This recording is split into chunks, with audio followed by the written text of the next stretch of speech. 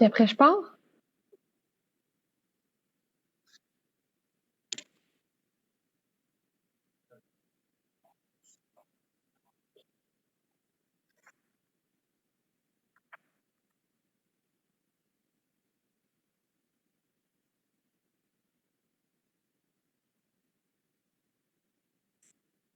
Hello everyone and welcome to the Post Invisible 2024 International Conference.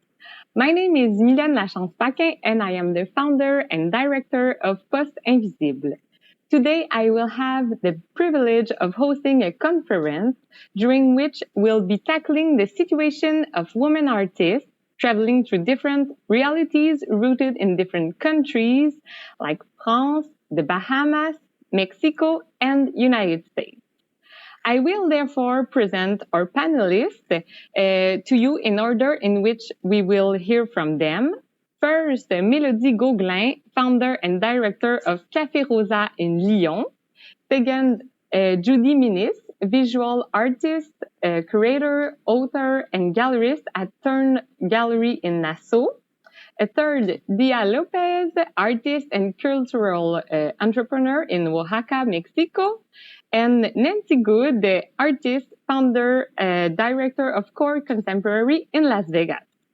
The majority of the conference will be in English, except for the portion during which we will have the pleasure to exchanging views with Mélodie. Before I jump in, I want to mention that Montreal, where I'm located, is a location that is occupied but not ceded as a native territory that the native nations have been present here since time immemorial. In another note, I'd like to thank our presenting partner for the conference, Altitude C Smart Events. Altitude C is an agency that operates internationally. They create events, meetings, and exchanges that have real impact, just like today. Thank you for the help to the entire team. Thanks for their support, invaluable collaboration since the very beginning of Post Invisible. Let's jump in first to Lyon. Nous allons à la rencontre de Mélodie Gauglin, donc fondatrice du Café Rosa, qui est situé dans le 7e arrondissement. Bonjour Mélodie, merci d'être avec nous aujourd'hui. Bonjour Mylène, bonjour à tout le monde. Je suis ravie d'être parmi vous pour discuter d'un sujet aussi important que celui sur lequel porte la Biennale. Oh, ben, ça fait grand plaisir de t'accueillir. Je vais faire rapidement ta bio, Mélodie. Donc, après avoir fait un parcours de recherche en sociologie politique, tu as décidé de fonder le Café Rosa. Le Café Rosa, c'est un lieu culturel, associatif, avec des positions politiques militantes et féministes qui te sont chères. Vous avez ouvert un très bon choix de jour, donc le 8 mars en 2021. Et depuis son ouverture, le café a déjà accueilli près de 400 événements à travers une programmation culturelle qui est riche et empouvoirante. Toutes les personnes impliquées dans le Café Rosa sont issues de groupes minorisés, que ce soit liés à leur genre ou à leur orientation sexuelle, par exemple. Donc, félicitations pour cette belle initiative. Ma première question pour toi, Mélodie, j'aimerais d'abord que tu nous fasses part de tes observations sur le terrain par rapport à la situation des femmes ou encore des personnes trans ou non-binaires dans la région lyonnaise ou dans la région française de manière un petit peu plus vaste. Merci pour cette introduction. Il y a plusieurs casquettes avec lesquelles je pourrais parler de mon constat. Ça peut être mon constat en tant que femme, donc quel constat je fais dans mon quotidien en France, à Lyon, et aussi la casquette du coup de programmatrice culturelle ou de directrice de lieu. Donc, qu'est-ce que ça fait d'être professionnelle du milieu culturel et artistique et qu'est-ce que je peux y voir? Donc, je vais essayer de parler à la croisée des deux. Parfait. Évidemment, je pense que déjà, ce qui est important de rappeler, c'est que en France comme ailleurs, la situation économique, physique, émotionnelle même des personnes minorisées de genre reste encore un énorme enjeu puisque on dénombre sans cesse des violences, des discriminations, qu'elles soient financières, physiques, etc. Et malheureusement, l'espace artistique et culturel, en tout cas en France et à Lyon, ne fait pas exception. Nous, si on a créé le Café Rosa, donc dont la programmation culturelle est constituée uniquement de personnes minorisées de genre, c'était pour lutter aussi contre l'invisibilisation ou en tout cas la marginalisation parfois des créations féminines ou des personnes de la communauté LGBT. Parce que ce qu'on constate encore, c'est que, alors effectivement, on sent qu'il y a des avancées hein, sur certains postes, par exemple sur des postes de direction de musées, d'opéra, de scène nationale en France et à Lyon. On a de plus en plus de directrices femmes, mais ça reste encore assez marginal. Il y a des augmentations. Donc on peut se dire qu'elles vont pouvoir avoir les mains libres pour programmer ou acheter des œuvres, etc.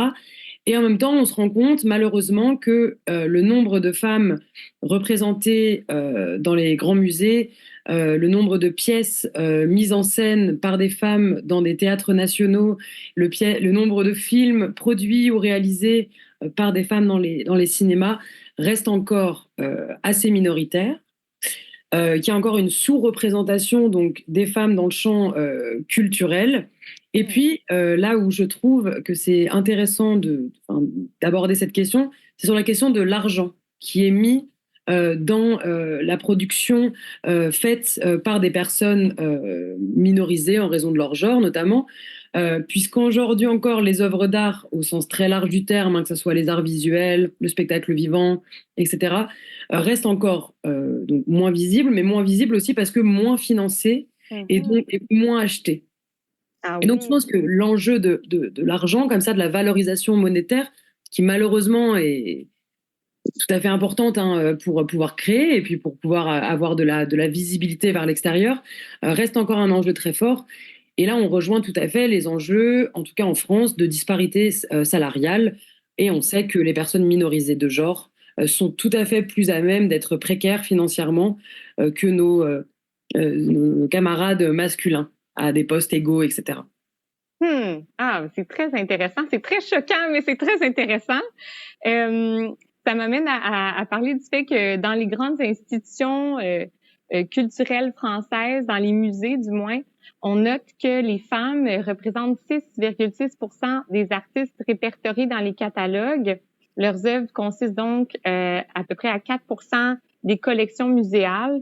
Donc, je me demandais, est-ce que tu crois que ça, c'est une réalité qui fait plus partie du passé ou qui est encore quelque chose de contemporain, qui se rejoue régulièrement? J'ai l'impression que, enfin, la question de la sous-représentation des œuvres féminines ou faites par des personnes de la communauté LGBT reste un enjeu parce que déjà d'une, elles sont sous-représentées, mais aussi elles sont méconnues. Donc avant même de pouvoir les exposer ou les programmer, il faudrait les connaître en fait. Et peut-être que ça, c'est encore un vrai enjeu, et pour les historiens et historiennes de l'art et pour les programmatrices actuelles ou les curatrices d'exposition, il y a un enjeu quand même de faire un vrai effort, un vrai travail, d'aller découvrir, s'intéresser, collaborer pour faire découvrir au grand public ces œuvres-là, puisque généralement, elles le sont même pas en fait. Et les femmes dans l'art ont été quand même très, très, très, très largement invisibilisées, à tel point que c'en est c'est presque un gag. Enfin, finalement, enfin, c'est comme si il y en avait pas quoi, alors qu'il y en a plein. Mais j'ai l'impression qu'il y a certains historiens et historiennes de l'art qui commencent à faire un vrai travail d'enquête pour retrouver ces artistes, leur redonner toute leur visibilité et montrer la place qu'elles ont dans l'histoire de l'art et l'impact qu'elles ont aussi sur notre vision contemporaine des arts visuels et de l'art en général, quoi. Ah ben absolument. Ben tant mieux s'il y a des gens qui s'intéressent à ces enjeux-là puis qui creusent ces questions-là. J'avais noté que l'équipe et toi, vous avez décidé particulièrement cette année d'être bien attentive aux projets que vous allez mettre en lumière au Café Rosa. Donc pour s'assurer de mettre justement en lumière tous les enjeux d'agisme, de racisme, de grossophobie, de sexisme. Donc, c'est quelque chose que vous continuez de prioriser dans vos choix de projets, puis d'événements, puis d'expositions, à ce que je constate. Tout à fait, ouais. En fait, puisque l'ADN même du projet, c'était de créer un lieu dont la programmation culturelle, l'espace scénique et d'exposition est entièrement faite par des personnes minorisées de genre ou en raison de l'orientation sexuelle, on a voulu aller plus loin. C'est-à-dire de dire, bah, c'est merveilleux hein, déjà d'arriver à monter ce projet, à le faire vivre, mais on a envie d'aller plus loin. C'est-à-dire de dire dans nos communautés ou dans les artistes qu'on essaie de représenter, de mettre en lumière et de visibiliser, qui sont les grands oubliés, les grandes oubliées. Et on se rend compte qu'il y a déjà très peu de femmes et très peu de personnes queer dans l'art. Mais alors, il y a encore moins de personnes queer et racisées, ou des femmes grosses, ou des personnes trans âgées, etc. Et donc, on s'est dit, on peut aller plus loin. Et en plus, c'est des personnes qui s'autocensurent beaucoup, parce qu'ont été aussi complètement invisibilisées. Donc maintenant, qui ne font pas la démarche de proposer leur travail. Et donc, bah, à la manière dont des historiennes et des historiens d'art dont on parlait, ben, on fait l'effort, on fait le travail d'aller vers ces personnes-là pour les légitimer, leur donner confiance dans leur projet, leur offrir un vrai espace de visibilité parce qu'on sait qu'elles sont encore plus discriminées. Elles sont les discriminées des discriminés. Ouais. Dans une posture merci, voilà. Intersectionnelle, ouais. Oui. Donc, exactement. Donc, cette situation-là, vraiment, ça a été sans doute le moteur de, c'est ça, une mise à l'écart vraiment accrue. Puis c'est ce que vous essayez de transcender, puis d'aller à l'encontre, là. Puis de ce que je comprends, ça a un beau succès. Le café est très, très couru et prisé. Félicitations pour cette initiative-là, très, très essentielle, importante. Je pense que c'est vraiment riche de pouvoir t'entendre aujourd'hui parler du café. Peut-être juste avant de terminer sur ce volet-là, nous parler de la structure du café parce que c'est vraiment quelque chose de très communautaire puis collaboratif. Est-ce que tu peux nous en glisser un mot? Oui, bien sûr.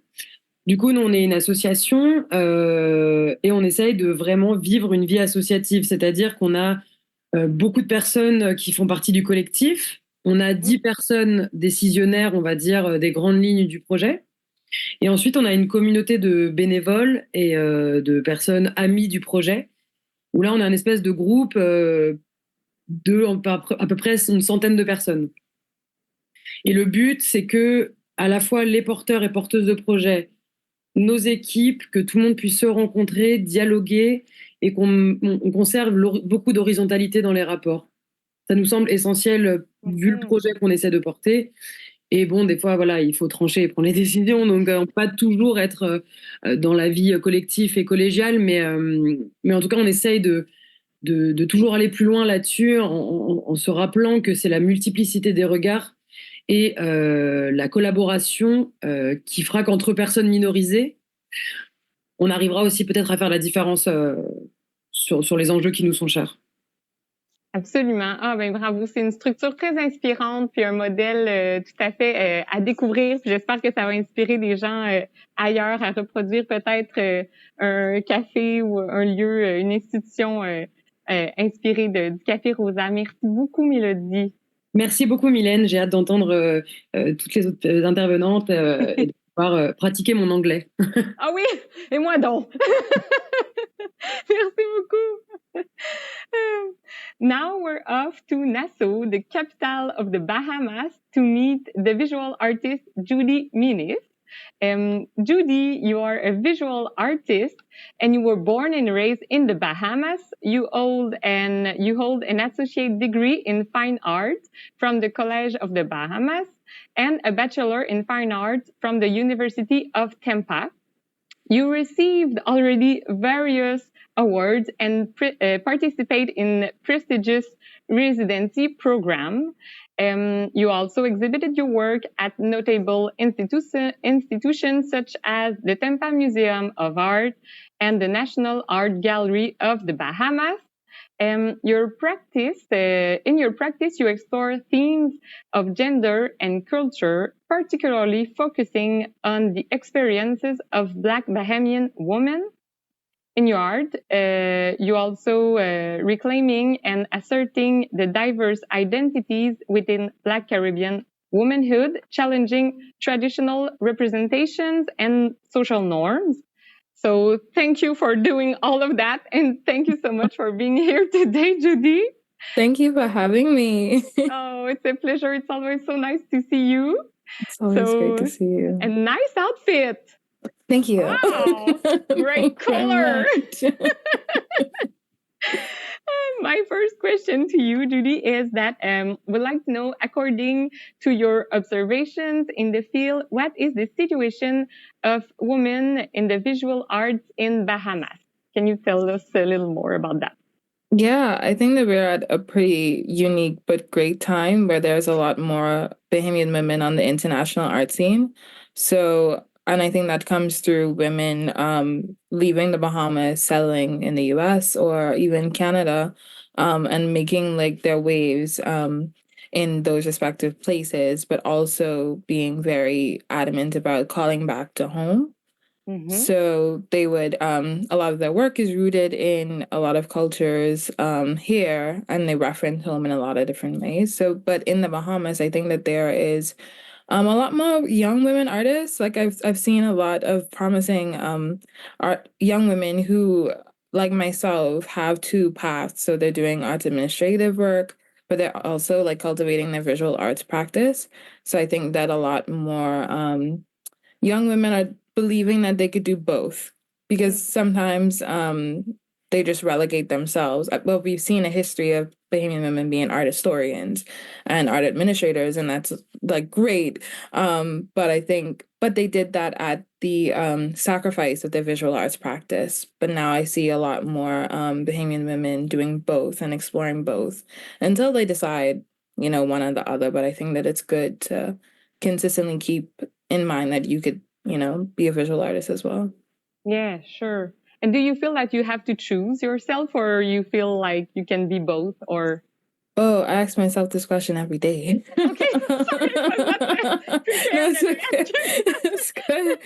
Yeah, I think I think it all depends on the overall scope of your like vision for your life. I balance both because I think that my voice as a visual artist is quite important, but I do arts administrative work to ensure that people who are shouting just as loudly as me about different social issues, or they have like a very contemporary art practice that's not quite expected because we live in a place where tourism kind of dictates the expectancy of art.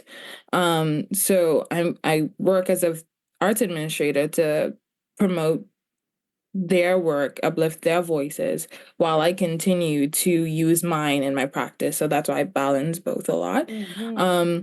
I may one day decide that people are saying enough, so I don't have to make art anymore, or I may think that, you know, I need to speak louder and shift in that gear. So yeah.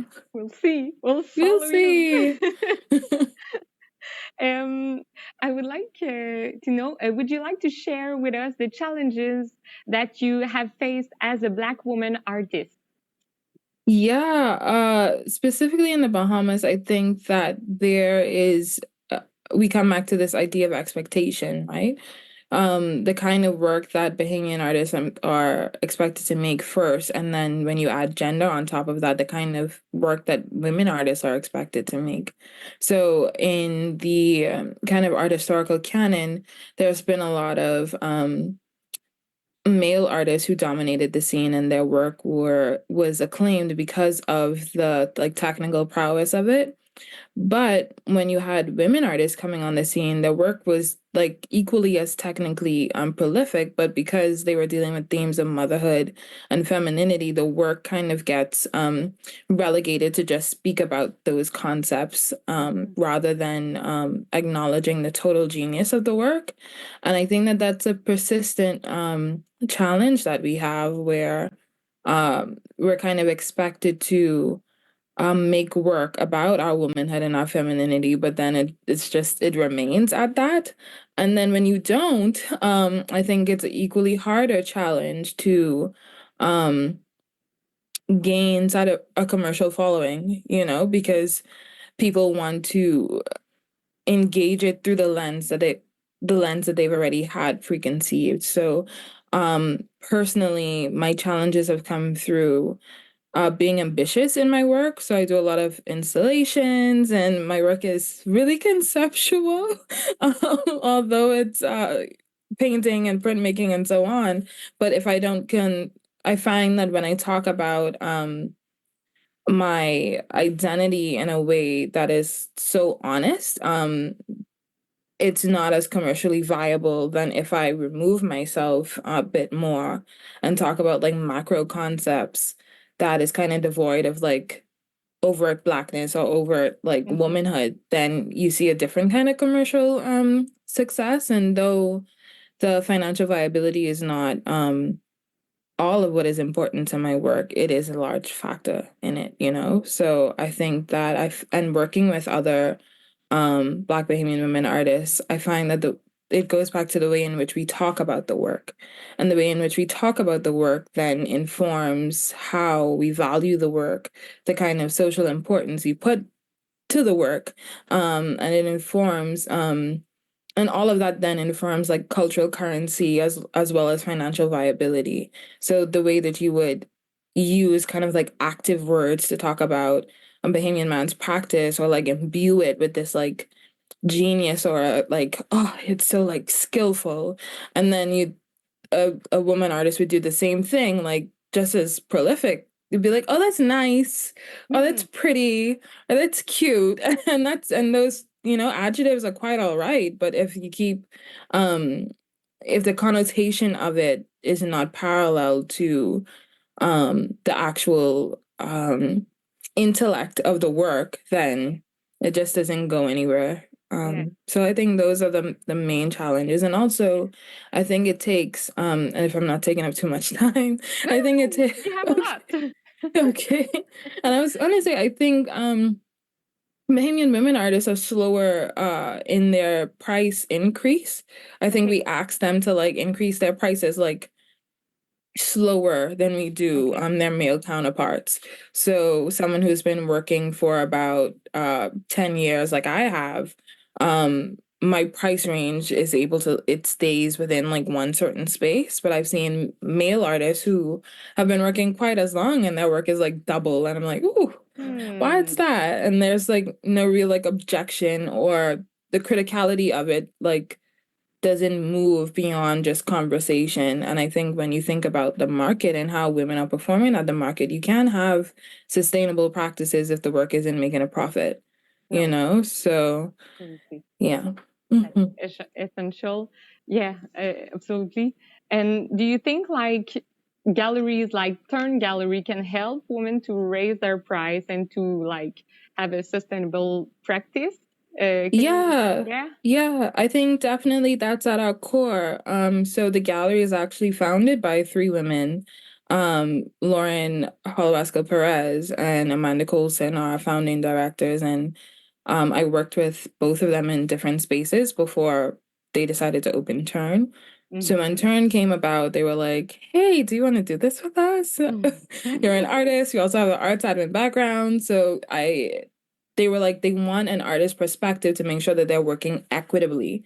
And that's something that we have a lot of conversations about in the office, is to kind of, I think we do that because we're quite frank about what we do as well in the office. So we have to be frank about the fact that we're a commercial gallery. So our core mission is to make money for artists and for ourselves.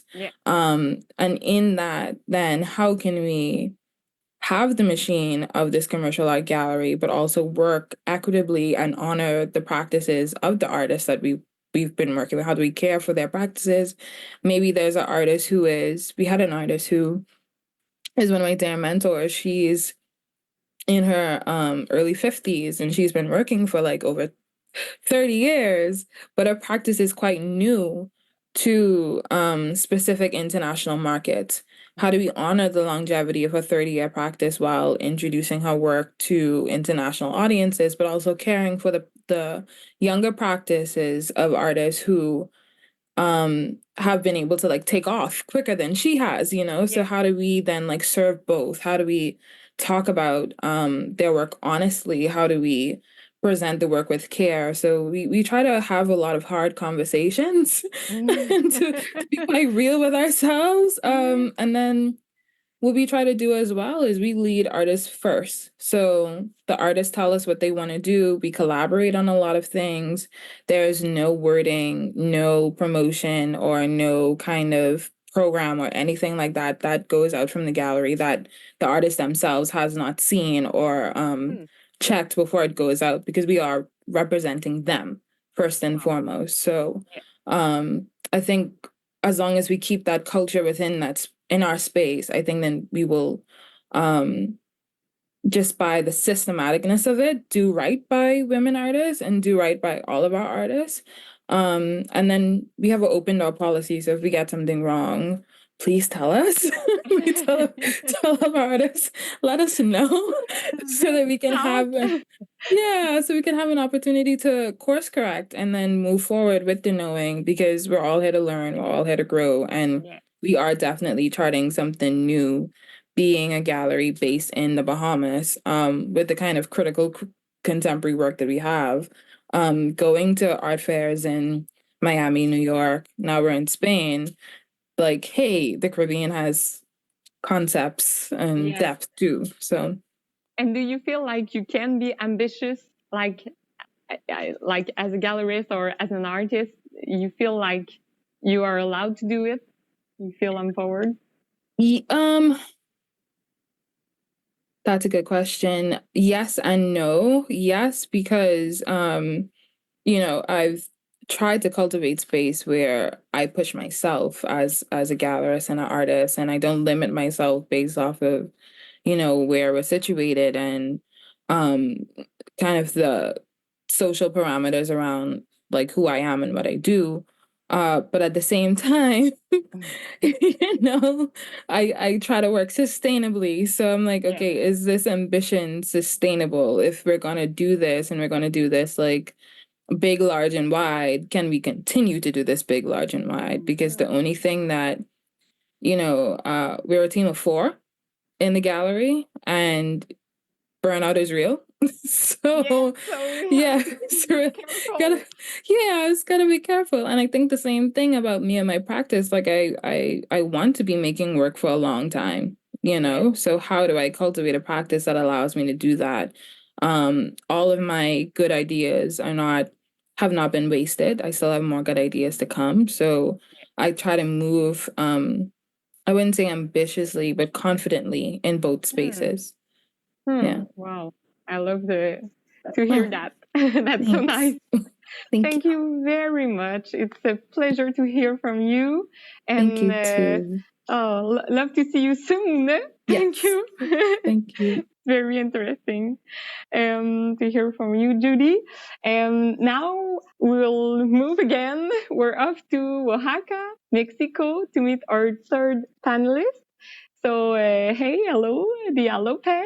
Nice to see you. Hi everyone. Thank you so much for the invite. It's a pleasure. Dia, you graduated in contemporary art from the Universidad Iberoamericana Puebla.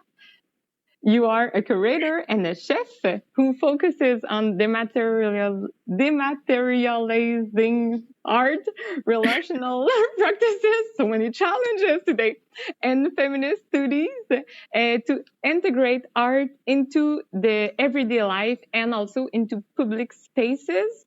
You also are currently exploring the intersection of art and collaborative practices, along with investigating the effect of collective knowledge.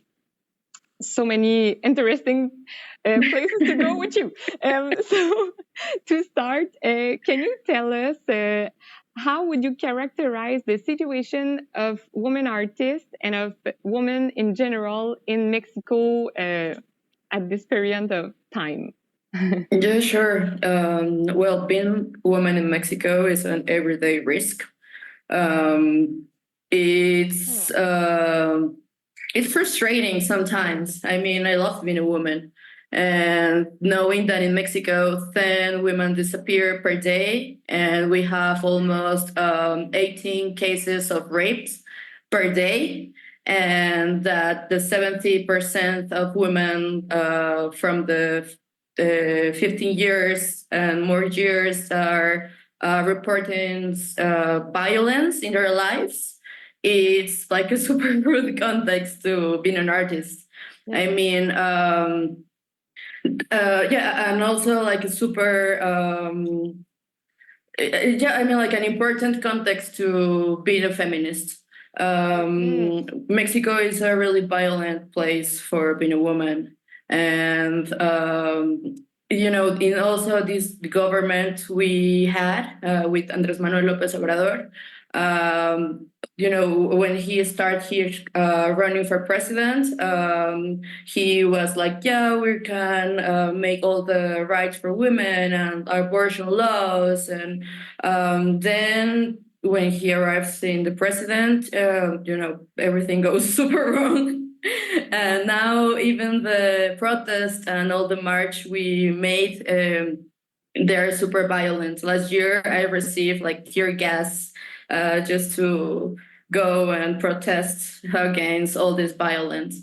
And, all the, well, not all, but most of them, all the papers and the news, they are like working in this super weird silence about all the situation. So this is super complex context for being a feminist artist. Yeah. So there's a lot of artists in Mexico that now are working on these topics, but then the question of how, like, how I put my practice to become like a better place or like a better situation is it's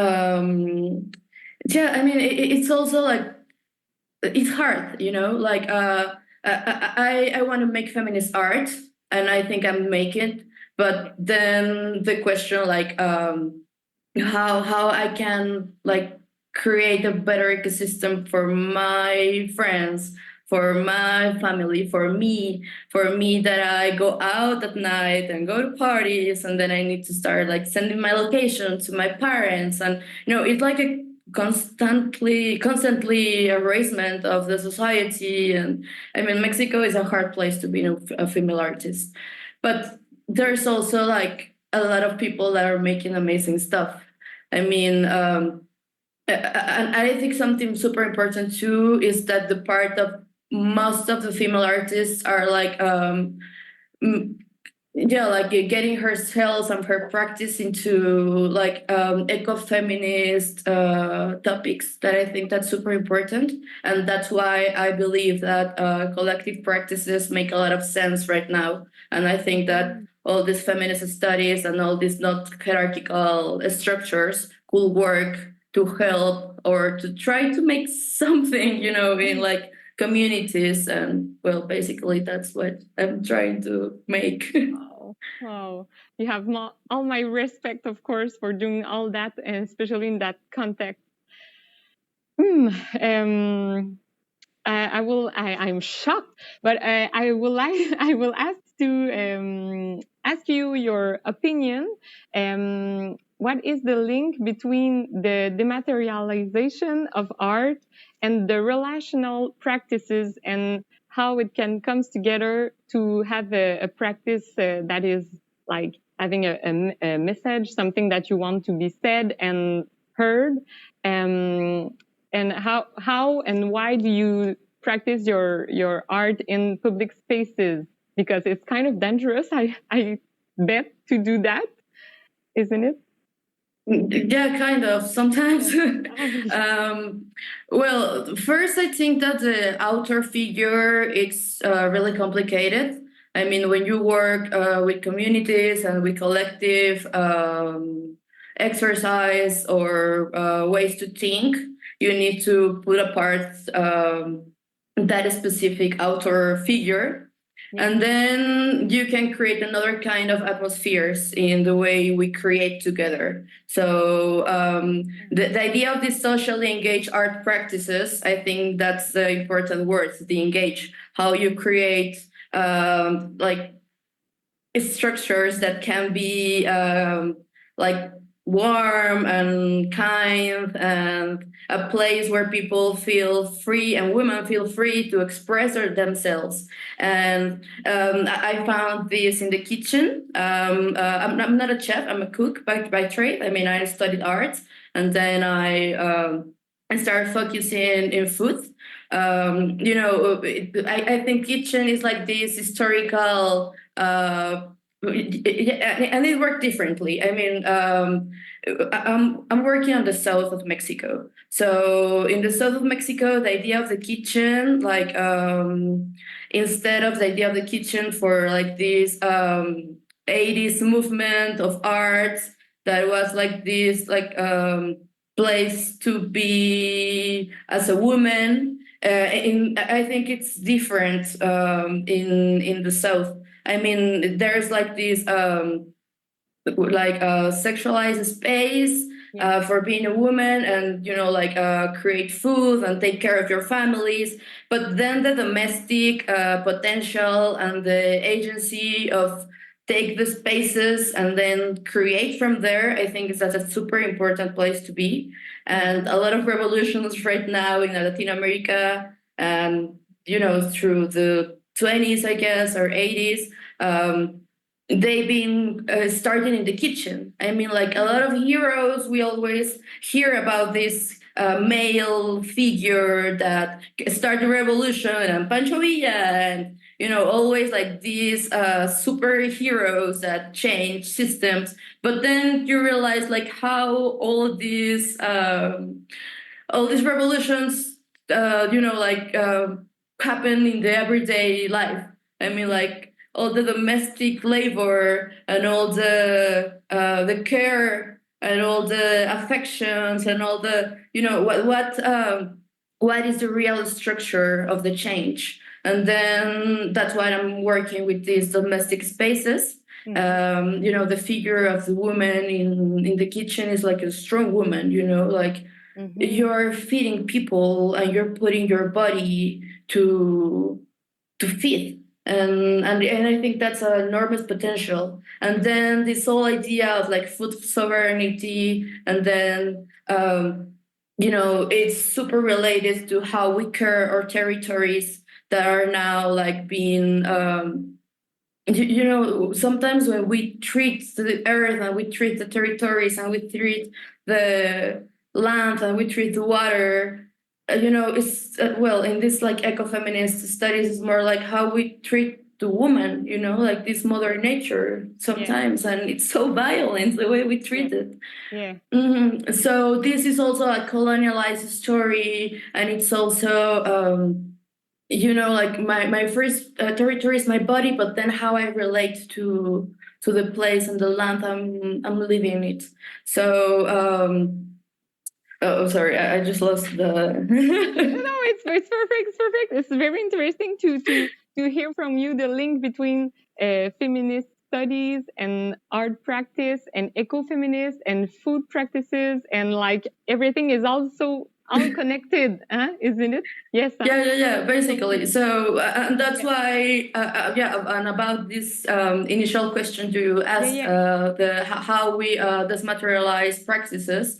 I think that my place as an artist, as a curator, and as a woman right now is start to think different infrastructures that doesn't work with all these capitalist principles.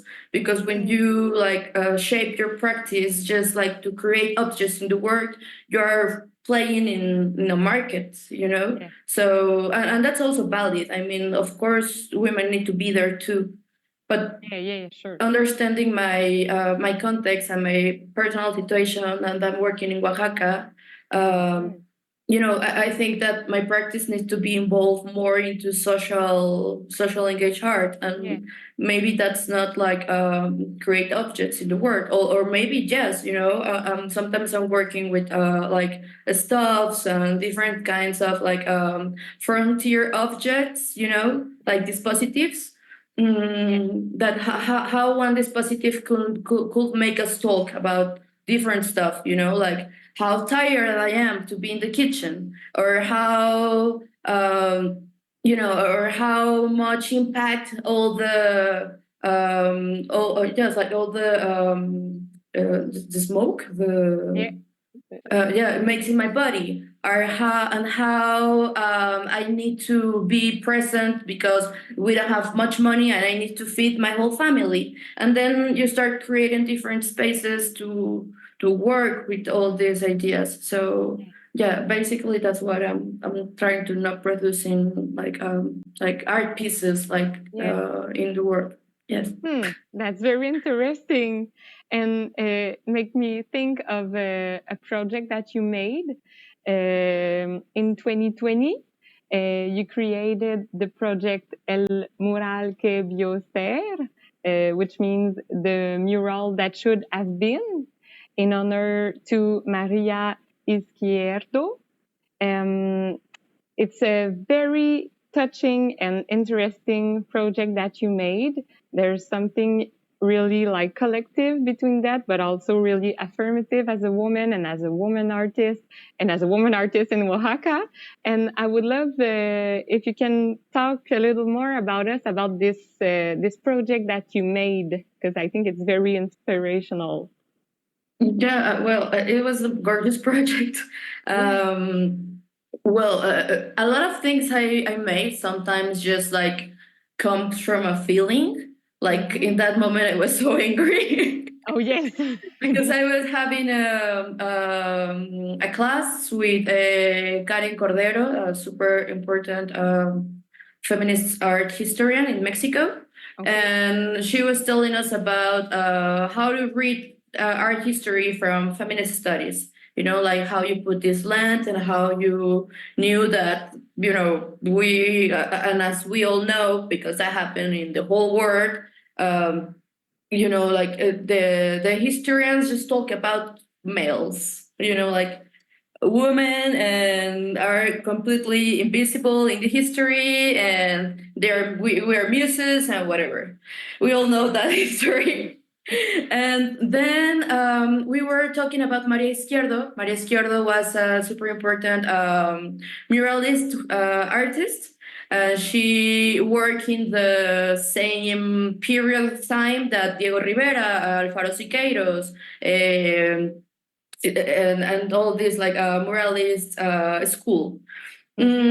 And then Maria was about to have her first project, like her first like super big project in Palacio de Gobierno, like government offices in Mexico City. And then, Diego Rivera and Siqueiros, they said like, you're not ready for this, like we need like a male artist make this, and you need to go and paint a market or a house or another like less important space.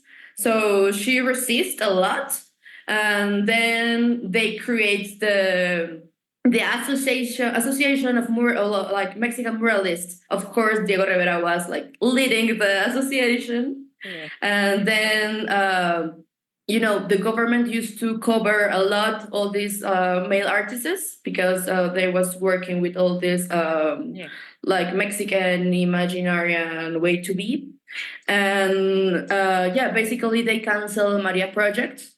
And, she make a lot of effort to trying to don't make that happen. And she like publish a lot of interviews in some papers, but then they just canceled the project. Few years after that, Maria dies from depression. Oh. And then when I heard that story, and I was like, this is still happening. Yeah. I mean, that happened in the 20s, and that is a like common story for me, like 100 years after that. And then I was so angry. And I was like checking the archives of Maria Izquierdo, and I found the drawing of the mural that should have been in Palacio de Gobierno. And then I said, like, we need to do it. I mean, like, why no one's painted already? And we made an open call with Cassandra, a super good friend of mine, and she also was so involved. Cassandra Mendez, and she was so involved in the project too. Okay. And we make an open call, and we said, like, that happened 100 years ago, and we need to make it. Like, even if we don't have like official space or like this government palace. And then we start like looking for places on the street, and one woman like give us her cake.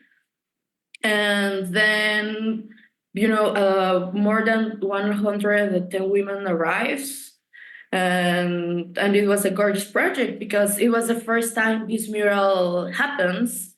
And then I think it's like a so important exercise to try to restory the way we understand art in Mexico, because we always think about this like mural like ages and how important Diego Rivera is, and and her partner Frida Kahlo. But then all these other women that just like were invisible for the history. Yeah. What happened? I mean, like, even in I don't know her, I think she represents me a lot, and I think this was just like a small gesture to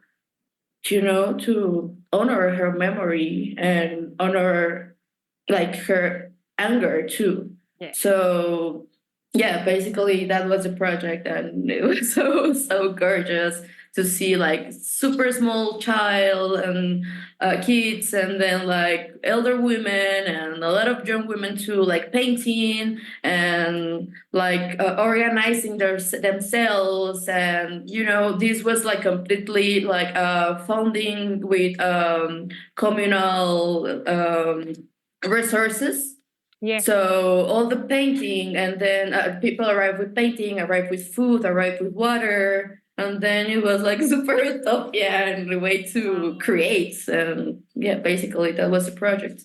It's amazing, and it's very it's a super project that you made, because I think you rewrite the history. You made it like a new way that we can read the history about the muralists in Oaxaca. So it's very all the honors goes to you. Congratulations for that project. I would love to see it. I will take a note. But thank you very much for everything that you do and your commitment through your practice, and for having shared your story with us today. I really enjoyed to talk with you. Thank you so much, Dea Lopez. Thank you for the space. Oh, it's a pleasure. Now we will move to our final destination, and we will go to meet Nancy Good. Hello, Nancy. Hello. How is everybody? How are you? I think we're good. You're good too? I'm good, and thank you for all of the speakers. Bravo. I applaud your work. It's very exciting. Oh, yeah. They are very awesome. And so Nancy, you were born in Texas, but your creative pursuit over the past 3 decades have been heavily influenced by your travels to Australia, Africa, Vietnam, also as your childhood residency in Japan. And now you live and work as an artist in Las Vegas since 2011. This is also where you founded your gallery, Core Contemporary, and this is where you have a disciplined studio practice, focusing on works that brings voice to cultural issues such as gun violence, systemic racism, and social inequities. That's so great.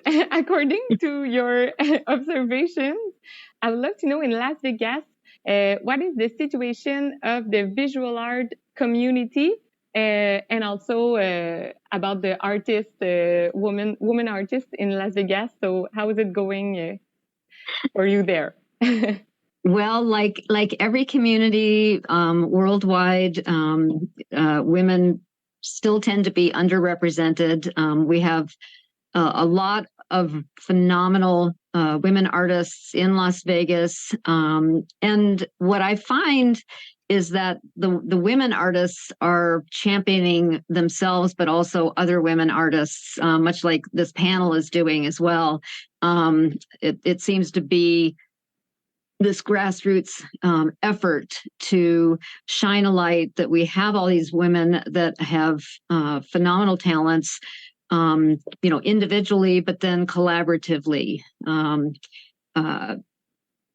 For whatever reason, we still have this imbalance. I try to mitigate it a lot in my gallery space, where I have as equitable and balanced representation gender-wise for artists, and equally celebrate male or female artists, because art is needed and it is a language. But I believe that our communities do a disservice to the community as a whole by not representing equally women artists, because we are equally represented in a community. Absolutely. And what are the challenges that the woman artists face now? And do you think it's the same that, for example, 10 years ago or 20 years ago? Is things are changing, or basically the same? Sadly, I know things are changing in incremental amounts, but I still see the same thing, that we have this worship of the cult of male genius. That oh my goodness, this male genius thinks of this, and it's like, well, wait a minute, there's a woman that thought of that too, and then historically we've seen where prominent male artists have stolen art ideas and concepts from very, very talented female artists, because 100 years ago there wasn't as much protection or not as visibility as we have now with internet and social media. I believe that there have been some very pointed changes that have happened because of the immediacy of social media and internet, that people can call out. It's like, well, wait a minute, museums don't have a balance of women and male artists, when we know that there are equal numbers of artists that they could be featuring. And I do love the immediacy of social media for those kind of exchanges. Yes. Oh yeah, it's true. Now, when we have to say something about a problem that we see, we can stand up and tell or feed about that. So, and also for people like you who created an institution, there's a way to make things better and make things change. So I would like to know, what are the values that lead in the creation of Core Contemporary? Why did you started the gallery? I began the gallery initially because I knew that we had too few private exhibition spaces in Las Vegas, which then would allow for interesting, challenging visual conversations. And because I'm a working artist, I know how few exhibition spaces there are for certain types of art. And I just made a mission that I would focus on Las Vegas artists, except for once a year where I have an international call for art every year. But really using the space as a platform for education about what art can be, what it is, what it wants, what it is able to tackle. Art is a very powerful language, but it can be it can be the starting point for conversations for difficult topics, because for the most part, art can be something visually engaging that not every viewer understands every aspect of it, but then they'll ask. And, when I get those questions, that's when my heart rejoices, because it's like, yes, we now get to have this conversation. And I'm very empathetic about the starting points of those conversations, especially really, really difficult ones that leaving judgment out, leaving, politics out, religion out, very polarizing topics out, but finding the common ground. So all of my art features the invitation to find common ground in our, humanity, in our, in who we are as a species, and and even in our biology. I mean, and the silliness of our species, the confusing and confounding nature of our species. Thinking in terms of, we're the only species on the planet that's actively involved in its own demise. We try to destroy ourselves, and still puzzling on that. Wait, why? What? Again, but. Mostly I don't see women trying to destroy ourselves. And so back to this odd gender difference, and it's been studied that yes, there are these, but has it been taught as well? All through the generations, and I tend to believe that women artists are less ego driven than male artists, and so we might not pursue things as aggressively as a male artist. So then we get looked over. I'm just not surprised, and I think I've heard about the Mural Society in Mexico and Diego Rivera, and I was like, it's like, yeah, what woman would actually do that? That we wouldn't.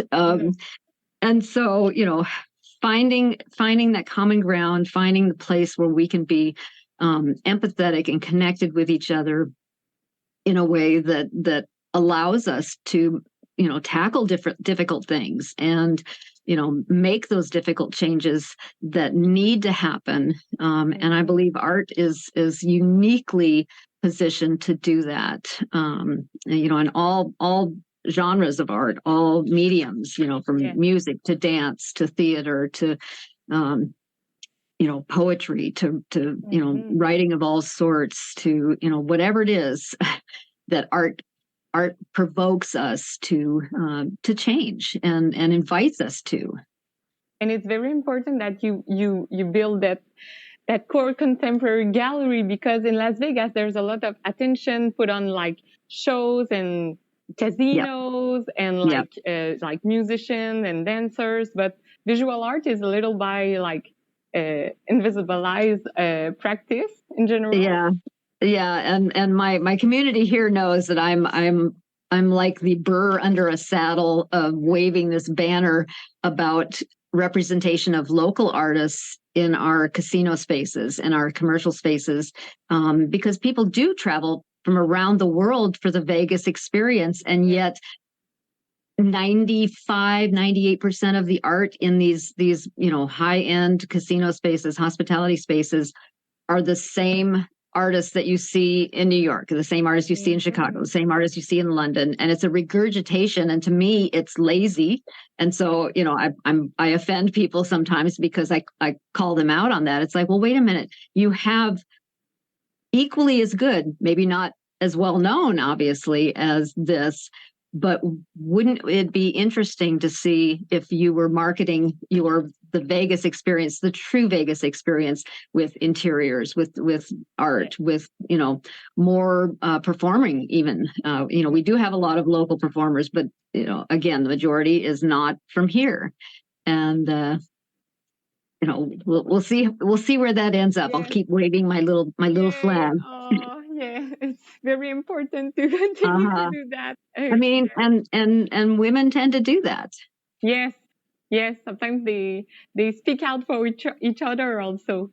Well, and ultimately because we have nothing to lose. We've been told no over and over and over and over and over and over and over again, and it's like, well, what's the worst that can happen? I get another no. Okay, well, I'm still going to, say this is not right. This is not right. And you might not like me, but that's your business. Yeah, I feel like that every day. Yeah.